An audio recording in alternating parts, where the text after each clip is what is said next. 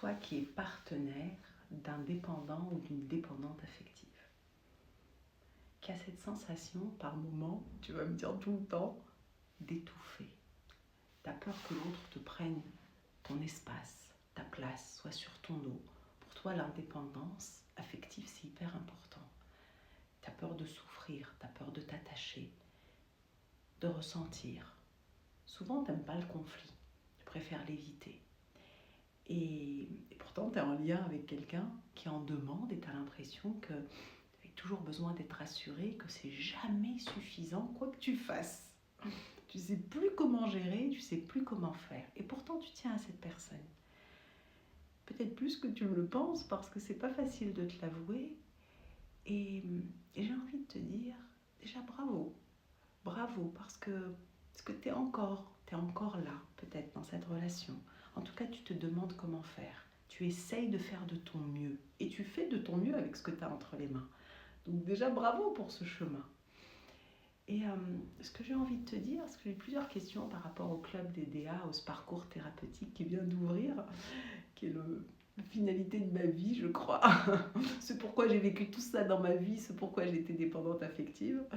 Et la question, c'est est-ce que nous, on a notre place quand on a ce profil plutôt évitant, fuyant, si tu en as conscience, hein, en général, souvent c'est pas facile d'en avoir conscience, mais en tout cas l'autre profil qui est sur ton dos s'appelle anxieux, hein, parce elle ou il est anxieux, a besoin d'être rassuré, et toi tu préfères fuir parce que, enfin tu préfères, c'est ta façon de te protéger, tout comme cette personne, c'est sa façon de se protéger, c'est nos costumes de survie. Et qu'est-ce qu'on fait avec tout ça? Ça le truc, qu'est-ce qu'on fait avec tout ça? Déjà, dans le club, ce qu'on va regarder ensemble, c'est qu'en réalité, on a la même blessure. Les anxieux et les évitants, derrière, on a la trouille en fait. On a la trouille d'être rejeté ou d'être abandonné. On a un vide intergalactique.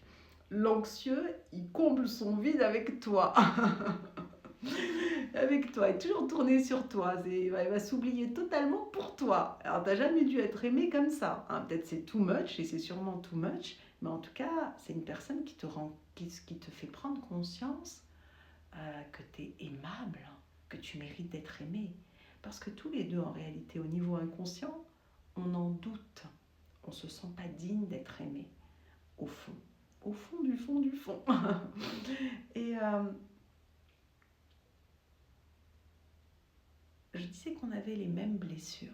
Hein. Je suis aussi thérapeute de couple imago. Et particulièrement dans ce profil, c'est très marqué, hein, qui est aussi mon profil à moi, évidemment, sinon je ne te parlerai pas de tout ça.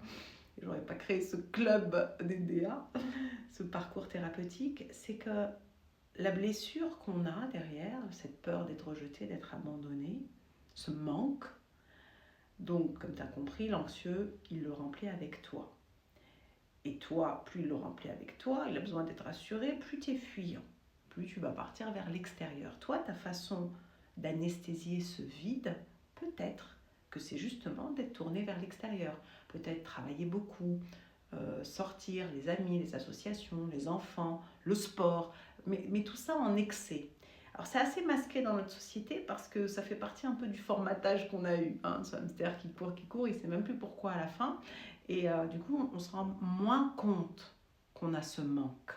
Il est comblé, il est anesthésié. Tout comme tes émotions. Souvent, tu es coupé de tes émotions. Pas parce que tu as envie d'être coupé, parce que ça t'a permis de mettre un costume de survie. Ça t'a permis de ne pas souffrir. Et quand tu es avec un anxieux, il vient te rappeler tout ça. Dire, mais tu ressens rien, mais comment ça se fait? Mais c'est pas possible. J'ai entendu, t'es hyposensible, hypersensible, hyposensible, tu ressens rien, t'es en pierre. Hein, c'est ce genre de choses. Et toi, tu comprends pas, tu te dis, mais si. Et ce qu'on va regarder ensemble, justement, c'est comment soigner cette même blessure qu'on a et qu'on rejoue de façon différente. Et aussi, ce qui est hyper riche dans ce club, c'est que tu vas avoir des profils anxieux, autres que ton ou ta partenaire, ou ex, hein, en fonction d'où tu en es, et des profils fuyants et évitants. Comme ça, on va pouvoir créer des ponts, savoir comment on peut grandir ensemble, en guérissant chacun et en ayant conscience de nos blessures, et en même temps, en grandissant ensemble. Comment être des coéquipiers. Et ça, c'est extraordinaire. C'est extraordinaire.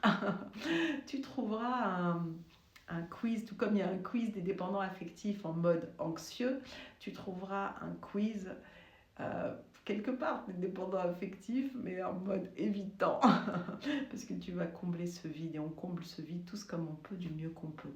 Donc le truc, tu trouveras un quiz aussi pour toi, et évidemment que tu es le bienvenu, la bienvenue dans le club.